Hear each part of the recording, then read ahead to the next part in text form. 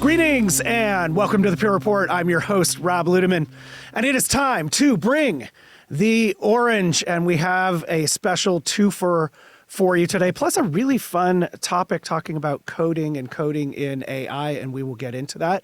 But two gentlemen that I've known for quite a while, from my left, Mr. Rob Quast, Principal Technologist. Say hello to everybody out there. Hello, everyone. Hello. Hello. The Verse. Happy to be here. Yeah, great to have you here. And Ian Saunders, FSA. Sorry, I should get it right.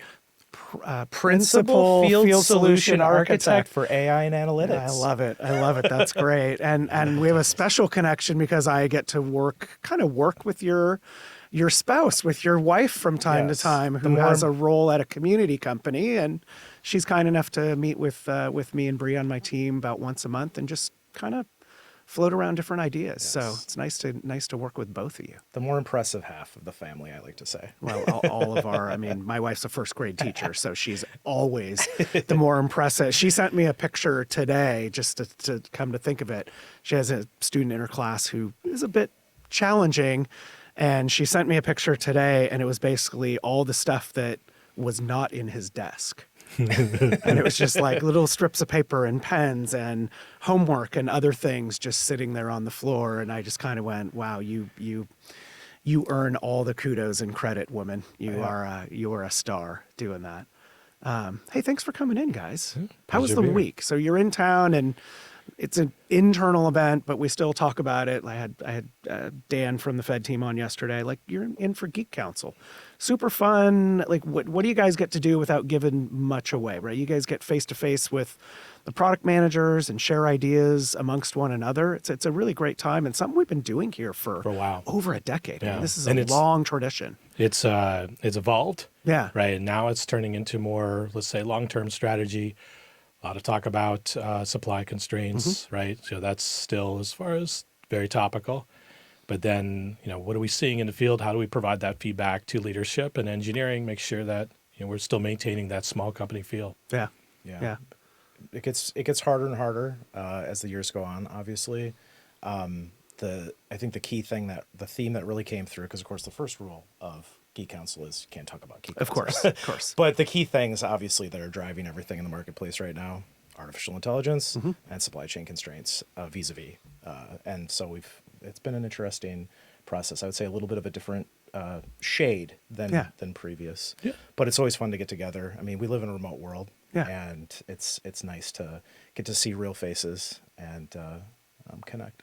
That's always the big benefit for me and for a number of us here that have relationships with a lot of you going back a number of years. I always get really excited to know that there's a whole bunch of people coming into town, or in a couple of weeks we have an SE boot camp, and I'm like, okay, this is all my favorite people that are coming into one place. Yeah, Ian, how long have you been here? And I have a follow-up that I'm interested in asking about. You've been here just over 4 years. 4 years. Yep. Okay, 4 years. Essentially in the same role.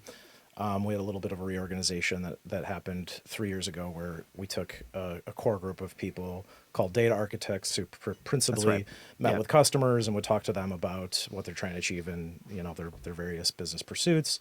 And about 3 years ago, when we, as we were continuing to grow as a company and consolidate together, we took the opportunity to reorg around individual vertical alignments, right? And that's kind of where the AI specialty was born. And I've been in the sales world, if you will, for about 12 years, but I was a customer for 15. You were? Okay. Yeah, I was a systems engineer at the University of Wisconsin, actually. Yeah, that's right. I think I knew that. I wore a lot of different hats there. Yeah. System engineer is a very quick way of boiling it down, but I always like to say that I never look back, right? It's been an amazing transition going into to the vendor space, but I also am incredibly grateful for that time as a customer, because I feel like it's incredibly informative for what we're actually trying to succeed at. Well, and certainly at a university, you're bootstrapped a little, right? It's not like there's a lot of resources so budgets are always stretched. A ton of hats where it was like, well, today you're the network guy, and tomorrow you're going to go map some LUNs, and the next day go figure out this database problem, Yep. right? I'm sure there were a whole bunch of things that were thrown at you in that Forever role. grateful for learning how to be flexible. Versatility. I forgot we had you on the audio pod. I forgot how you cut your teeth. So actually, What was first was university as well. Yeah, Were you? Central you were, Connecticut State that's University. right. You yep. were university. That's So similar, right. like both Yeah, roles, systems as well as what do you call it? Systems and networking. So server side as well as more Cisco networking side. And then I was 11 years at a partner. Okay. And then I just celebrated my 7th year. Congrats. Here at PR. Thank you. Congrats. Yeah. Good to I've be known here. you all throughout that journey. And I go back to where I asked you that question about how long you've been here, is I want to understand, how has the AI conversation changed, right? You joined 4 years ago Yep. and you were in that primary role. I know as a principal technologist, you generally cover many things, but that you all have specialties or favorites and penchants for things. What was the AI conversation 5 years ago versus like what is going on now? Yeah. Well, and we're going to actually talk about this a little bit. Yeah, today. yeah. It's kind of a good segue. It's real. Yeah. It's become real. And that is, I mean, if I had to just say one foundational thing that is different about it is, and what do I mean by real? What I mean is it has gone from a largely academic concept that was looked at as, and because obviously it's not like AI just popped into existence 5 years ago. Yeah. It's been around, technically been around since the late 50s, early 60s, but it's gone from being a theme that's out there that some key organizations, typically large organizations, hyperscalers, have been going after, and it's suddenly become this thing, and it's really been, what would you say, maybe last 18-ish months where things have just flipped, and it's the accessibility factor of it, and the fact that companies, customers that we go in and talk to every day are being actually, and including ourselves, Right. just talking about this week, are being driven by it, and recognizing a need to figure out things like governance and who, how, where, when, and I think that's really the key shift, is that it's sort of like the Pandora's box has been opened and it's out there, Yeah. and folks are I would say looking at how to catch up as opposed to watching or seeing a thing that's approaching, but also at the same time we're early Yeah. days. I think And it's that's- changing. It's like changing every Changes week. super fast, right? Oh, yeah. every When week. I had Andrea from the options team in, and that episode just went up and live, and he and Alvarez in the beginning part of the pod, I just said, like, whatever we were talking about 3 months ago has changed in 3 Yeah. months. Like, it's moving so quickly. It's super hard to keep up We with. put this on, what was that, like 2 months ago? Yeah. And it was, all right, let's talk about this. And now Oh my it's gosh, I changed. know. Yeah, we had an initial outline, and Yeah. we just couldn't get it together to get you here, and now we've Well, gone through and You're a popular re-architected guy. You had a the whole full thing. deck. Oh, I don't know about that. I always find time for all of you. So, and again, we were talking about that at the outset, right? Is we initially talked about this as an episode around vibe coding. That's what Yes. Yep. that's what you approached me about. Yep. And now that's not even really the term that we're using. It's agentic. Like what changed, Yeah. Rob? What? Yeah, so going I think on? I was saying, so last year, it was like the year of vibe coding. Yeah. Everybody could just go and basically you talk to the ChatGPT equivalent and out pops, an application. You don't need to know what it's doing. You do benefit, like if you have computer science It background. helps, right? certain It certainly excellent. helps, right? But you just say, hey, this is the outcome I want. It figures it out. And there's a lot of stuff that says just leave it open. Don't tell it specifics. So that started, I think, Q1 of last year, in the springtime. Over the summer, it became like a buzz. Now companies, even I think Anthropic is advertising like 60%, 70% of their code is agentically developed.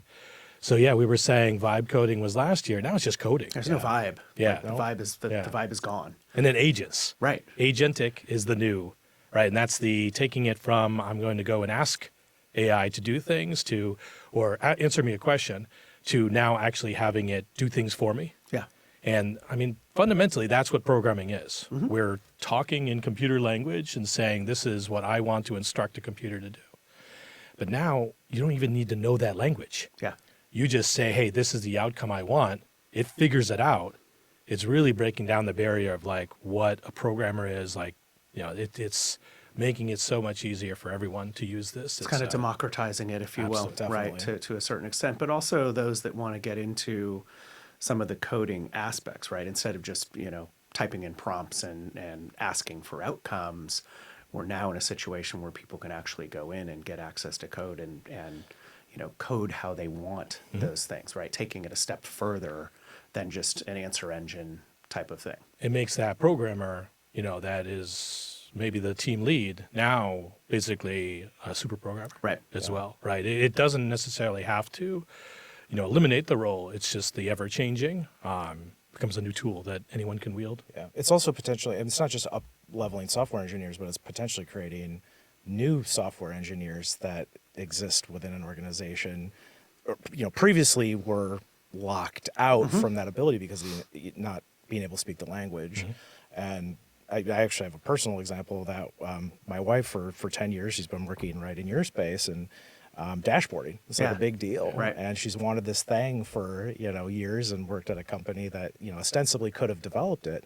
And then finally just turned herself loose on vibe coding, what at least a mock-up would look like. And she was like, I can't believe it. In 3 or 4 hours in an afternoon on a Saturday, I kind of had a functional thing of, I could have used it if I had to, but it was certainly a baseline of what I could show to the business and say, hey, maybe we should invest in this. So I think that is going to be the thing that just breaks the seal. So what would she have had to done otherwise, right? Without this, how many months or what would she have had to go learn, right? That's the alternative. That's where my building the mind business goes case, to, doing the security review, going finding resources that can actually do the coding for her. Yeah. And versus being able to show something and convey an objective, visually in an interactive way, and maybe connect that value, more obviously than filling out a checklist on a, new development requests type thing. Yeah. So Why now? Why the shift from even just from last year to this year? And maybe it's building on the comment about democratizing, or are tools maturing, they getting easier to use? Why is this happening right now? So coding for AI has always been something that's really, really, let's say, for computers to understand is very easy, because you have things like it works or it doesn't, like A/B testing. Yeah, sure. Right. So if you can go and say, Black I'm and going to white. do something, and then you test to say, did it do what I told it to? That's where things like computer language is different, even than like regular person language. So I think that's the way that the industry was made, but then why AI started there. I think the focus to bring AI everywhere, right? Last year it was the NVIDIA trying to get to the mega AI companies, large training as an example. Now the goal is to get as many GPUs and tokens now in as many people. Yeah. So we started, like NVIDIA started, if you want to think about it, with the programmers. They want everyone running, running ChatGPT. Anthropic wants everybody running Claude, et cetera. And making it so that it's consumable by all audiences. I think that's, to answer your question, Yeah. I think that's why it's guided towards, we want to make it work for as many people as possible. Well, and there's parallels in the past too, right? I mean, the internet started out and it was not something that was accessible by, it was largely in the universities in the 80s and even into the early 90s, right? As a college student in the early 90s, I remember some of my fraternity buddies coming back and going, I just started messing around with this thing called email, right? And in 1993, I'm like, that sounds weird, but we all had personal computers, but none of them were connected. And usually it in was like any that fashion. one story, like what they do. Yeah. Do you remember that? Yeah, Like, yeah. I don't know. Did they say like they emailed 10 people? Was that a wild thing, or like what? It was a wild thing, but also then I can even go to like AOL and how novel AOL chat rooms were, and like instant, the people from around the globe were just jumping in, but we didn't know what to do, right? And I think that's a parallel to part of this AI thing. Like a year ago, 2 years ago, okay, maybe a lot of people knew what to do, but a lot of people were just kind of kicking the tires, like, what does this do? Which was similar to the AOL chat rooms, and now you see how connected we are with mature social media, whereas back then we were just messing around and thought it was hilarious that some guy from Prague was in a meeting room with us, like, oh, well, you know, what's the use case? Like, what do we have So to try that's to really accomplish? that's a really interesting observation, and I wholeheartedly agree that there are so many themes and parallels between the early days of the internet, the Yeah. early days of AI. Right, that's the academic origins to the kind of practical application, and it's had kind of similar thoughts as a kid getting into. I was a prodigy kid. If anyone knew Oh, what yeah, prodigy sure. online was, not that I Sure. was a prodigy. I had those CDs. Yeah, right. And I was so excited and curious, and I needed to get in there, and I got to, what's this baud rate thing that that I got to read about and learn what a modem is. But I finally get in there one day, and then I just said, what do I do with this? Right. Yeah. And I think AI is shifting past that moment, and the tie back in terms of us people that talk to customers is. It goes back to what you asked earlier. What is the difference now versus 5 years ago? I might change it a little and say versus 3 years ago, because it probably wasn't until 3 years ago that we really started regularly conversing with our customers. But it has gone from we, the customer, are trying to figure out what we're going to do with this thing and how are we going to monetize it, how are we going to deliver value with it. And suddenly it's shifted, and the business itself, and we saw this week, right? The use cases are bubbling up and percolating from the ground up, and it's actually become incumbent upon the organization to start to rank this and get again some governance around it, get some controls, and to figure out what to grab onto and maybe carry forth in a more structured way, but without stifling that sort of innovation. But it should also be overwhelming, right? Because you do start finding so many different use cases. And again, I speak from our marketing lens. Within Everpure here there are just so many. We have an AI for marketing channel, right? That people are very active, and there's 300 people on that, and people are just firing different ideas in there. And so you kind of have to be judicious about what you choose to use and look at, which leads me to what are you guys doing right now? You kind of went down this road. Like what is interesting, or what is one use case around how you're using AI right now that would bring this home? And maybe it doesn't relate to the agentic thing, but what's some kind of story? Yeah, so first, the personal side, the OpenClaw has swept the nation. Okay, let's for the uninitiated, right? We always have to, particularly even with acronyms, I always have to make sure. I think my dad texted me the other night, and he's like, GTC. You said NVIDIA GTC. I'm like, oh yeah, sorry, GPU technology and that's so OpenClaw. So OpenClaw, this is, I was saying, when Jensen Huang was on stage at GTC and mentioned OpenClaw, it went from this, side project, that maybe the tech industry knew about, to now, like, this is a strategy he's recommending organizations, like, how do you do agentic? How do you start having things do? How do you have AI do things for you? So the idea here is open. It is open source. The head of the person who wrote it was hired by OpenAI, so it's still open source. Yeah. It's aligned with OpenAI, and then Anthropic has Claude. They're building their own thing into the platform, but it's the idea that, think about it like a virtual assistant. And the thing that is going with OpenClaw, people run it on a Mac Mini.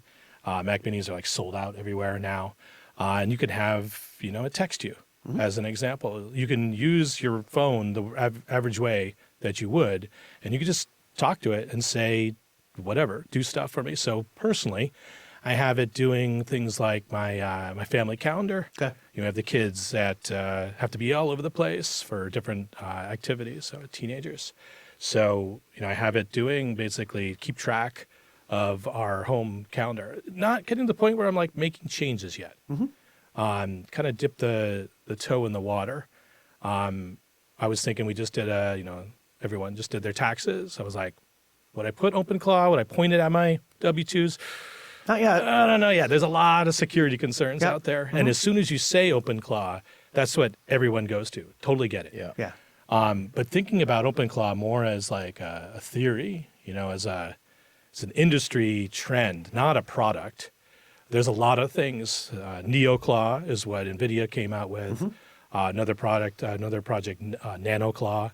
So this whole everything claw has just turned into the idea of like, and it's because lobster and what it was. Yeah, you could go see it. It's see Jensen Wong with Okay. lobster. All right. With lobster Look claws. for those memes. Yeah, Closet yeah. for the memes. But yeah, that's just the idea of you can have something, running instead of going and typing in and saying, "Tell me about something" to ChatGPT. It's sitting there running all the time, and you can even have it doing the work for you and pushing you like a virtual assistant with instead of you having to go ask it to do things. Interesting. Yeah, I was going to say my example on the OpenClaw front, I haven't done as much as Rob has been more around getting like a second opinion, right? I generate a lot of technical material that gets presented to a lot of people. It's important that you don't start sort of, consuming your own supply, as it were. Sure. You need new injections of entropy every now and then. And so essentially just sort of, testing, throw this material, this, slide deck, as it were, and have it, evaluate other thought leaders in the industry and what would the feedback be that they might provide me. I obviously don't get an opportunity to sit down in the same room with them. But this is a kind of a way to synthesize something like that. More broadly, one of the very first things I latched onto when I started thinking about Agentic about 2 years ago was immediately this like personal assistant idea. And the reason for that is because the internet, which we talked about earlier, which is the thing that's making all of this possible. If you haven't noticed, it's gotten harder and harder and harder and harder. It's gone from being a tool that has simplified life to, in some ways, a tool that has made life more complicated because there isn't a universal interface, for example, for I need to check in for my flight, and so I'm going to go use the United app or the Delta app. They're all different. Yep. They're all different interfaces.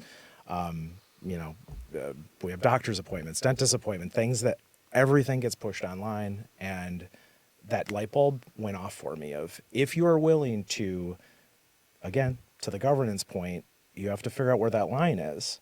But we could potentially get to some point in time where we can actually start to simplify our lives and gain some time back for humanity by having it do our taxes, by having it, hey, OpenClaw, like, can you check in for that doctor's appointment and just, check all those boxes that every single time I have to check all those boxes. So I think that's a real, it's going to be a key driver for at scale, right? The population at large, not just technologists. But it sounds like we're going to have to get over that speed bump of trust and control, right? You guys both. Yeah, brought OpenClaw's up- not you running brought- on I know, the, but you not on the brought up- corporate. You brought up really good IT examples of things that you're using. Yeah. And I hate going back to our internet example again, but it's so parallel, right? I remember times where a family member, or maybe, my mom, and maybe this is in 2010 or in the early aughts, right? Is it okay to send this, right? Is this going to be secure? Can I share, or can I go transact on this merchant's Don't website? click yes. Don't click Right, yes. don't click yes. But I remember those real conversations of, am I safe to put in my credit card information, or can I put in my social security number into something that the government is running? And I would hope so, but I think we also have that speed bump here where, and it's a little bit exacerbated because of how fast things are moving, that it feels a little bit overwhelming to get to that point. So how are you feeling, or what are you thinking relative to trust? And we can, hit the privacy concerns, and there's governance, and then certainly there's compliance, and then we can blow it all out into like data sovereignty if you want. Like it starts snowballing on itself in a way, but it sounds like there's still some reluctance, particularly as we go into this like claw discussion of entirely giving things up that might be sensitive. Yeah, so just because you have a tool doesn't necessarily mean, right, if I have a knife, I'm not going to necessarily jump right into, For sure. operating heart surgery, right? Yeah. Dr. Quast, Let's reporting maybe for I'll whittle. surgery. I'm going to whittle a little bit Yeah, first. why don't you go right? cut a stick for a little while? Huh? So that's I would advocate this, and as soon as you start looking at it, find something, say, hey, this is how I want to learn, but not necessarily for the most risky things. Like, so that's specifically for work. Yeah, I would not recommend it at this point. Because, right, this is still unfolding every week. There's security patches, but there's some primitives, right? There's some primitives as part of OpenClaw, simple things like schedulers, right? There's a task, go through and look every day and, tell me my open unread emails, or even go into Gemini and saying things like, have I gotten back to all of the people that have written me an email? It doesn't have to be full on agentic. And then this week, we actually talked about this, I think, a good amount, where it's now everyone can be a coder, right? Everybody's a developer. And there's a lot of risk for organizations because you used to think like Salesforce, you might go and run a report and put it into a spreadsheet. Well, now this is a spreadsheet, if anything, like a full application that could do anything. Yeah. You have to trust your employees so that, they're not going like, all of us could take anything and just post it on the, X, whatnot, social media. Doesn't mean we are going to. We're Right. responsible. Right. So where's the line drawn between, all of this power? With great power comes great responsibility. At the same time, you want to, you do want to focus on, like you mentioned, presentations. You want to focus on the things that are most valuable because that's going to be the benefit to the organization. So I would advocate, and let me know if we were talking about this, the separate team, about 80%.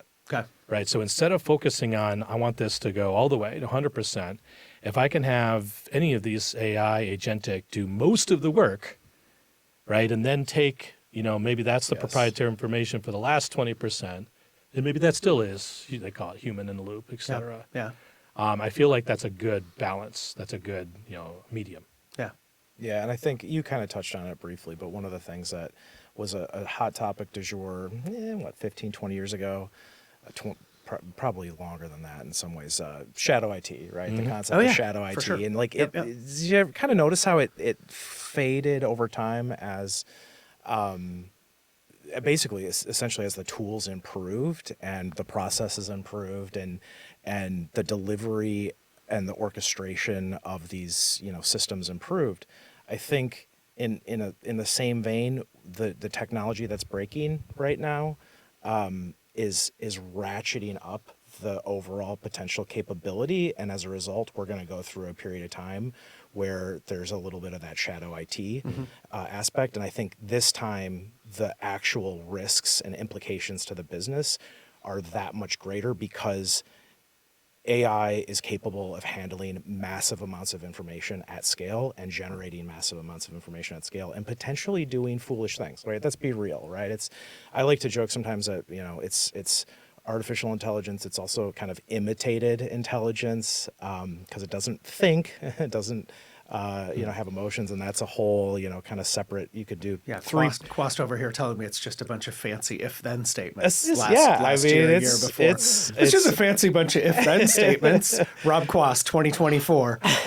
And then Sorry, go- hallucination. Yes. Yeah, right. right. Right. So there's big Eight implications, statements. implications that come from it, but huge opportunity as well. And again, tying it back to what's different today versus 3 years ago, people get it, and people get it at scale. To use the old trope, our parents get it, right? Our grandparents get it, and it's seen a cultural moment too. Yeah. I mean, have you seen it? You've been doing this a long time. You've been doing adjacent work for a long time.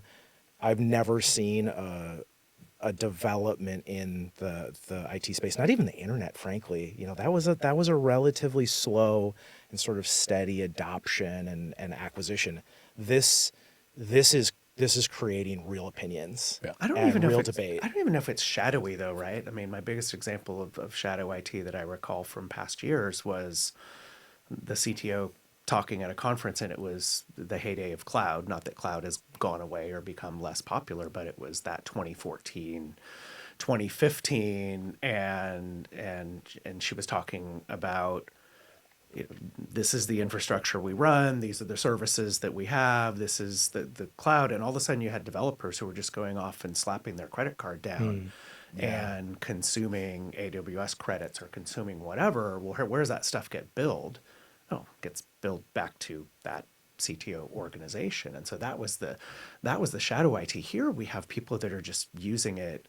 Like, they're not trying to hide it, right? They're just point. going off and even we're fostering it, right? Naveen from DX came on to an episode, and as part of that, we talked about a contest that he judged internally here at the company, where they challenged engineers in DX to go out and use AI, use agentic AI, and come with their ideas and get judged to win a prize, right? It's something that can add a ton of value if you find people doing it. So almost like sponsoring as opposed to like shunning it and making it live in the shadows. We do, and we have approved right AI first Tools platforms, internally, yeah, tools. for sure. And then it is hard to give everyone access to those tools. So yeah. there is, I think, potentially there's the shadow as far as the swiping the credit card, but then also the risk, right? Every SE, well, it's not a lot of people have their own personal, like ChatGPT. There's a line though, right? If we go and say, a lot of times I'll use it to actually check, right? Because we deal with private information, et cetera. I'll just go and ask ChatGPT, is this public knowledge, about Pure? Oh, that's an interesting. It's a good check. And then I know whether or not I can say, and I'll actually, say, does this customer reference, Everpure at all? And formerly Pure Storage. Gotta give All right. Yeah. No, I'm saying you got to give the AI that, right? No, that's true. That's true. But no, so you use it basically as a check that can help. At the same time, you start giving, you start asking questions, or you start asking it to process, data that's supposed to stay within the organization. Now you're outside of policy. So you have to, again, right tool for the right job. Make sure you're asking the questions and having the right agents do the right things, not crossing over. Yeah. We're hitting, which is an interesting time for a segue, which is let's look at what we're doing, right? So the whole Everpure side of this, right? And if we just talk about agents and just talk about what companies are trying to do, how are we positioned? We kind of hit the market momentum, right? So where are we positioned, right? We're knowing that we're API first as a company, which we always have been, which makes it really easy to participate in massive technological shifts, be it, think about what we're doing with Everpure Cloud Dedicated and Everpure Cloud Technologies and all the things that we're part of. But when you go out and talk to customers and are like, what are you guys doing in here? What's Everpure's position relative to AI, and here are things that we're trying to do, and here's how we view agentic. Like, how do you view our position relative to this? Yeah, so APIs, right? That's how you talk to, a computer, let's say even simpler than coding. Yeah. And we have, like you said, very clean, very concise. Not true across the industry. There might be 4 or 5 different ways to do things from an API perspective. And when you go to things like a Claude Code and you ask it to do something, it scrolls. Yeah. And it tells you what it's doing. Yeah. It makes a lot of mistakes. Yeah. And it'll say something and then be like, all right, I'm going to try again. And it's basically hitting its head on the wall over and over and over again. So the simple statement is, because we have this, this concise, AI is going to be more efficient. It's going to hit its head on the wall a lot less. And then, as far as now, where does that plug in, right? We're a puzzle piece in the puzzle. So we have to be simple so that, the data is, I'd say, exposed to the rest of the puzzle. And that's where, if other things can make calls in, now this is our whole, emphasis on managing data instead of storage, or instead of just storage. We're helping, unlock the value of that data. Yeah, it's a garbage in, garbage out sector, if you will, to use a common trope in this industry. And that's typically applied to, the training of these models, right? But you actually have to go back a step before that, which is what goes into the training phase, right? It's the data engineering, and it's all built ultimately on, hordes of publicly available and potentially, ideally, proprietary data as well that, help refine that. And I've been in this industry so long, literally the entire time, 27 years or so, it's been storage centric in one way, shape, or form, because that was the thing that captivated my attention when I was a student pursuing a degree in physics and just trying to figure out, what am I going to do in this world, and getting into that systems engineering track. And the thing that captivated me about storage was it was so obvious that the world was moving forward into this era where there was going to be a lot of material available in very organized or semi-organized ways across all sorts of diverse media, and it was a rapidly growing thing. And it triggered a little bit of like my OCD of wanting to I want to folders for this and this and this and this and this. And I was essentially in the early part of my career, first half of my career, thinking a lot about, trying to organize and control. And the shift that we're getting into with AI is about not controlling and getting in the way, and unlocking the value of that data. But also we can't do that unless there's structured and kind of semi-structured ways of describing the data or helping the tool to understand how to self-describe the data. And I think that's, again, to that kind of garbage in, garbage out point, it's really about making sure that we're not starting with a trash bag. And it's an evolving thing, obviously. An area that we're really interested in, and trying to close a deal to acquire. That's my next. Okay. Right. So I'm going there, right? Because you bring up context, right? You bring up data classification. And so at the time of this recording, we have announced the intention to acquire OneTouch. And I think by the time that I publish this, it may be closed. I don't want to give away information, or I'll hold on to it until that happens. What was your level of excitement? Because I saw it and I dug in and went, okay, this is super interesting, right? Because we have the foundational layer of the platform, and we've invested heavily over the last 3 years in building in a lot of the automations and things like Fusion and what we're doing with Pure One and AI MCP. And now, here's a company that has a really great take on that next layer of dealing with the GIGO problem, right? The garbage in, garbage out. I think I had a high school teacher who called it GIGO, and probably not in a nice way, but Catholic school, Jesuit priests yelling GIGO at you. But now we have this thing, OneTouch, which is another layer on top of an already firm established platform and automation story that now is going to add in the ability to do that data classification, to have that deeper understanding, as well as with some of the privacy and some of the security things. Super exciting for you?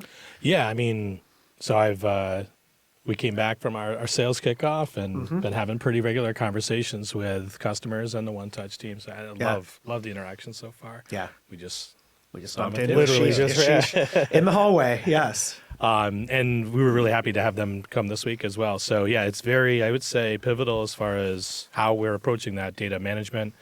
You said like a layer. Yeah. I think semantic layer is one of the things customers, the industry will hear a lot more of. This idea that we need to understand the data, we need to filter it for the average storage, I would say, listener. Right, I was a storage admin back in the university. What kind of results am I going to get if I just point AI at my file shares? Probably not. It might be a little clunky, right? Yeah, exactly. Yeah. So think about that layer being able to say, well, here's the stuff that's really valuable. Here's the stuff that I'm going to choose to understand. And then, like I said, understand it. Knowledge is the difference between I'm aware of it versus, this is the thing, and here's how it maps to all the other things. And the thing could be a person. Sure. The thing could be a project internally. There's a lot of focus on that as far as cyber resilience. Yeah. Like where's my critical it's a data? big deal for cyber, right? I mean, that was a part of the story when I was reading. I was like, oh, this makes a lot of sense, right? Because it is about knowing what's super important versus not. And then you can, hate using the word tier, but you can, prioritize those things that are far more sensitive, but also know where that is, which sometimes is not the case. And then AI. And then AI to Yeah. hand it over there as well. Yeah, and again, back to the what's different between today and 3 years ago, and you hit on it, the cyber resiliency. I'm glad you brought that up. It's a good full circle you just did right there. You should host a podcast. Thank you. I'm learning from the best on the phone. Oh, stop, please. Flattery will get you everywhere. Yes. So I think there's always been, obviously, cyber threats, from the early days of the internet. And there's obviously been investment for, more than 3 years, right? I would say we hit some kind of inflection point around maybe 2017, 2018 is when it really started to get emphasis. But one of the things that AI has done, right? We've been talking about Agentic, and there are bad actors, state actors that are using Agentic tools to make it easier to fool people to trick people to gain access to systems. And so now there's an interesting interplay there with cyber resilience in terms of, again, understanding the data first and foremost, so you know what to protect, how to protect it, why to protect it, how long, et cetera. And then also just the defensive posture, right? Using these tools and tie in. So I think cyber resilience, just a kind of a personal interest for me, but also something that I think is going to, I shouldn't say renaissance, but there's going to be a lot of investment into this particular area of understanding kind of organizational semantics and where the crown jewels live. Yeah. And you said agentic, right? Yeah. When you get into, we talked about trust, control, right? If you're just going to take something and let it go to town, well, if you've got this layer in between, you're much more likely to trust it. Yeah. You know what it's exposed to. I think you have to have that layer, right? I don't even think it's an option. It's almost like we bought them on purpose. I don't know. It's like they're smart people that make these decisions. I want to take you guys into hot takes because it's always fun to get some personal stuff. But do you want to put a quick bow on this very spirited roundabout conversation? Because we went a lot. I mean, we really set out to just have this be open forum and really explore a lot of ideas. So it was a lot less structured, but I hope enjoyable for people tuning in just to hear what's in your guys' heads. But take us back home to where we are with things and the transition that's going on, and not just the model, but things that we're seeing right now. So be aware of the words like vibe coding. Okay. Now that has just turned into coding, like we talked about. The official word being agentic, the unofficial being claw, open, whatnot. Yeah. But it's this whole idea that AI is now in every part of our life. That doesn't have to be scary. Start being trying it out, I would say. Don't point it at the crown jewels. At the same time, focus on how that can actually make an impact either to your personal life, to your work. Just start picking off things each day to say, this is something that I would rather have something automated do, instead of me spend my own cycles on. Yeah. That's more valuable. Like you want to put your older self, your yesterday's self out of work. Yeah. Focus on tomorrow's self. And that's agentic is a tool just like anything else. Yeah. And I don't know if I was using agentic necessarily, but my story, since I didn't do my story from before, was I had a pretty last minute podcast request come in this week. And I took my standard format outline and then just asked, I think I was using Gemini to just say like, hey, here's the guest, here's what we're going to talk about, use internal information and kind of structure it out. And it popped out an outline just like the format that I used. I'm not going to tell you which guest it was. I'll let people do that. But normally when I write out outlines for this, it's a 30, 40-minute process, and that took 10 seconds, and then it was 80% to your number. It was about 80%, and then I went and sat and scratched things out and filtered, and then I sat down with the guest and we tuned it a little bit more, and away we go. And it retained all the things, the segments that I like, and even my silly closing tagline, right? So But that's your original thought. Yeah. Right? You're using a tool to make what you already do better. You didn't just go and say, do my job for me. No, I didn't say do my job. Exactly. I said, this is an outline and a format that I've used hundreds of times. Call upon it, use these examples, and then it pulled it out. And that's Great when example. I think it shines really well. I think it's important to not look at it as something that is, replacing capability. I like to think of it as something that augments capability. No, completely. And it's fun. It's kind of a hot take, kind of a hot admission. It was a good while after I was focusing exclusively on AI in a highly technical role like this, before I actually fully embraced using it. And I just had a kind of a realization one day that the company is paying me to have an opinion on this stuff, paying me to have knowledge about it. And it's one thing to be, like I was coming at it a little bit from this perspective of like, we literally are reading academic papers. Like this was mentioned earlier. This is a fast moving, rapid shifting under our feet kind of thing. And I was over rotated into looking at the academic aspect Right. of it, looking at the philosophical aspect in terms of how should corporations be and organizations be adopting it, utilizing it.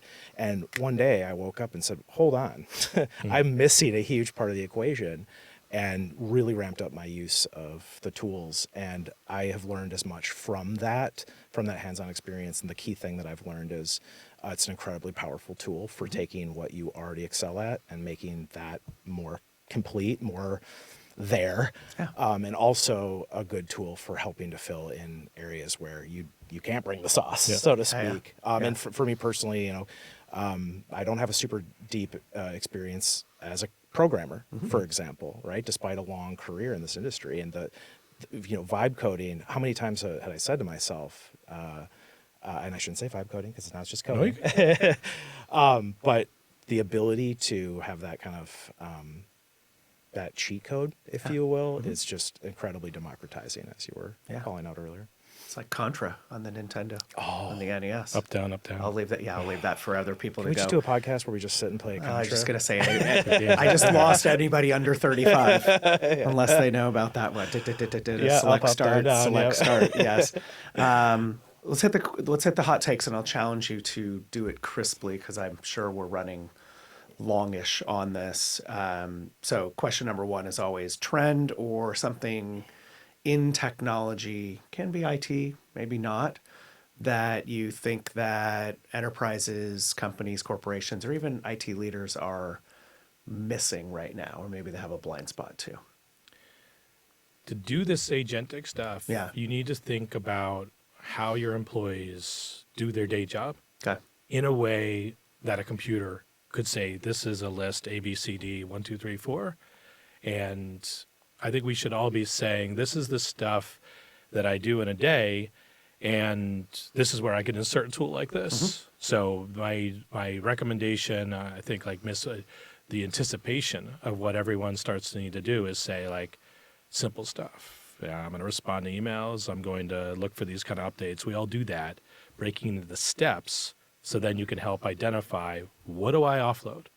That, I think, is the biggest opportunity, biggest blind side. Okay. So a little bit of introspection into those types of things. Yeah. I would say, and this has been pretty consistent based across talking to a lot of customers, customers are over-focusing on infrastructure, over-focusing on large-scale build-out right out of the gate before they have figured out GPUs? Yeah.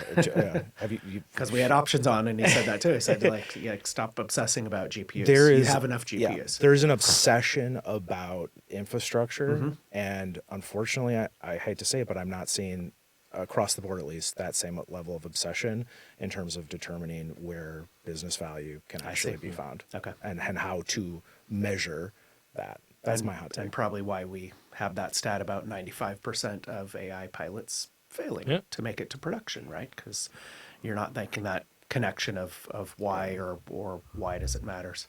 All right, now the big test. We're going to go to your both systems engineers, both managed infrastructure. I want to go to your oops story that you're willing to share. All right, something that you recall. So it was catastrophic potentially. The real simple one was when I first got in the 20s, walking up to this competitor's array. Like, oh, Scott, RAID? Yeah. And just pulling a drive, and no issues. But the director looked at me. His whole face went white. Not as much an oops. And then the last week, I was changing from a customer to a partner, and I was still gun ho. This is one of those and I'm running code upgrades and whatnot, and cause an outage because I had to leave it. I had to leave it updated before I left. Of course. And just rushing, too much. I'm like, why did I do that to myself? You took it down. Yeah. Just take the week off. Yeah, just take the week off on that last week. What about you, Ian? So early in my career, I was excitedly working in what we called a data center at the universities, or like a little server closet. And for those that aren't aware, in the old day, like just literally the physical engineering of how racks are assembled and the machines and the rails, like the level of engineering gets better and better and better every year. And I remember the first time it was a very large disk subsystem that had a full extension set of rails. And I marvel at this. I also overlooked the part of the install documentation that said to load this device in the lower third of the rack. So I had put this, used a server lift to get it up at the top of the rack, and I excitedly called my buddy over to show him how cool these ball bearing full extension slides were. And we didn't have that rack bolted to the floor. And I did a full extension right into the ground. The whole rack or just the array? The whole rack. Now, thankfully, it was only an array that was in there at that point, but that was in the hard drive days where things were a little bit more fragile. I'm happy to say that vendor provided excellent service, and there was actually no operational damage to the machine. But for 5 years, the university was operating there was some dentage going on, and some, that one didn't go all the way back. Every time you walk by, everybody was somewhere else right now around the world. There's people that did that service call that are still talking about that. Hey, remember that time we went in there where that guy at the university just tipped over a whole rack and we had to go fix it? There's no data on it, thankfully. Okay, it was a new system. That's a relief. I would normally not take such risks. Sure. That's a relief. Final one, and get as introspective as you want. Can be personal, can be business. Take yourself back in time to, I don't know, take you back to your 20s or so. What do you wish you knew? What do you wish you spent more time learning? What do you wish somebody would given you advice about? Any of those? No, I think time. Time? You just said. Yeah. Like the value of time. Right. I think go. Yeah. Now the days are chock full between family, work, and looking back at my 20-year-old self, I don't think I realized how much, value there was in time and slowing down and just, kind of valuing it, cherishing it, put it that way. Yeah, I agree. Yeah, similar take. I was a very motivated person earlier in my career, still am, but just very go-getter, and I wasn't taking the time to think about, someday you're going to wake up and you're going to be a lot older, and you're going to have a lot less time, and you're going to just constantly ask yourself, why did it feel like I used to have so much more time? So obviously that, but also being your own worst enemy or your own worst critic and learning to not do that, because the value that you can bring to the world, to your colleagues, to your company, to your customers, it's generally limited most by how much you're willing to put yourself out there. And all the best things that have happened in my life have been as a result of making a scary decision. So Yeah. And also buy Bitcoin. Oh, but yes. Yes. That too. Yeah. Yes, NVIDIA stock. Yeah, NVIDIA. That would be Nvidia. Yeah. When I started Yahoo, doing this segment, I had to tell people that's not one of the answers you're allowed that you're allowed to say. Yes, but certainly time and certainly not being hard on yourself. And those are things. Well, those come with age, right? Those come with maturity and the ability to be retrospective and look back. Yeah. Try to pay it forward to the next generation. Well, that's the other part of it, right? And then I was going to go there. That was exactly where my mind went. Is when we get to this point, it's okay. What can we do to help the next generation? How can we bring them along? How can we help them learn? And I love that aspect. And we do it really well here, right? It's something that we do really well at this company. Gents, do we have fun? Oh, That this was is a great. blast. This is really fun. Yeah, when we doing I'm glad next we one? did this. Yeah, I was just going to say. when Next can I come year, back? same time. Anytime you guys Same are in bad time. town, right? Yeah. Well, the good news is in this market, there will be something new to talk about in about 3 weeks. Yeah. But it's fun. A lot of times we veer heavily into technology or product, and it was really nice to just kind of navigate across just the general trends and see what you're seeing, right? Because whether folks know it or not, you talk to a lot of people, you talk to a lot of customers, but also your practitioners who are genuinely interested in this and what it can do for you both personally and at a business level. So thanks for your candor and for sharing so much, and thanks for bringing this topic Ian, the artist formerly known as Vibe Coding, which will go into Agentic, right? But Maybe that's a title. We'll see. that might be. I sometimes I surprise myself, right? That's how I come up with I these saw the things. symbol actually out on the whiteboard. You have no idea. You have no idea. No, thanks guys so much for coming in. I really appreciate it. That's Rob great. Quast, Ian Saunders, great resources. And out there, if you're looking for some folks you want to talk to who are obviously going to represent Everpure really well, but also if you're trying to figure some of these things out, these are the types of people that we have working out that are specialists in our principal technologist team, in our field solution architect team, in my opinion, and many others' opinion, they are the best of the best, right? And they're there. They're a resource for you. So if you are a customer or even a partner out there, please call upon them. They are available. Just get a hold of your account team and pull them in. That would be awesome. Thank you again, Rob. Thank you, Ian. Thank you out there for checking out this episode of the Pure Report podcast. We love having you every week. If you can make it, tell a friend, share with a colleague, and we will keep the great guests like Rob and Ian coming on to the program. With that, we will wrap for Everpure, for Rob Quast, for Ian Saunders. This is Rob Ludeman saying, don't look back. Something might be gaining on you.